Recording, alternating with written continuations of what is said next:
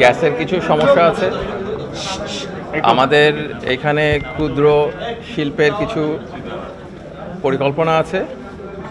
আমাদের এইখানে কিছু পরিবেশ বান্ধব কাজ করার ব্যাপারে চেষ্টা আছে, যেমন সাভারের চামড়া প্রক্রিয়াজাতকরণ শিল্প, ওইটাকে একটু আরও এগিয়ে নিয়ে যাওয়া এবং পরিবেশ বান্ধব অবস্থায় জাহাজ শিল্পের ক্ষেত্রেও যেন এই পরিকল্পনাটা থাকে।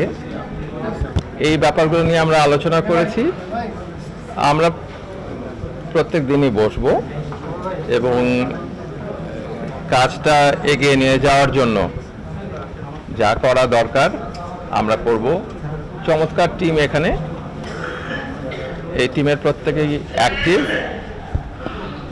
আমরা চেষ্টা করব, আপনারা তো আমাদের সহযোগী হিসাবে আমাদের সবসময়ই পাবেন।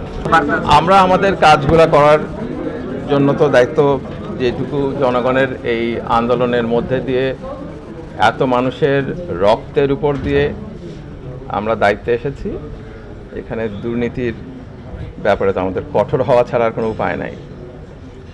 অত্যন্ত কঠোর অবস্থানে থেকে আমরা এই গণ আন্দোলনে ছাত্র জনতার যে ম্যান্ডেট, এইটা নিয়ে এই আমাদের যেটুকু সময়, যেই স্বল্প সময়ে আমরা থাকবো, আমরা এখানে আমাদের সাধ্যমতো চেষ্টা করব। দুর্নীতি প্রসঙ্গত প্রশ্নই আসে না। আমাদের জিরো টলারেন্স থাকবে আমাদের দুর্নীতির ক্ষেত্রে, এবং আমাদের টিম এই ব্যাপারে সজাগ থাকবেন। এবং আমরা এটা যা অন্যায় অবিচার যেই অভিযোগগুলোর ক্ষেত্রে এসেছে, আমরা যেন ভবিষ্যৎটা ডিফারেন্ট হয়, এই জন্যই তো আজকে এই দায়িত্বগুলিতে আসা আমাদের পুরা যেই পরিষদের। আমি আপাতত আসছি তো এই কাজটা করার জন্য। ডেফিনেটলি চ্যালেঞ্জিং, দেখি কতটুকু করা যায়।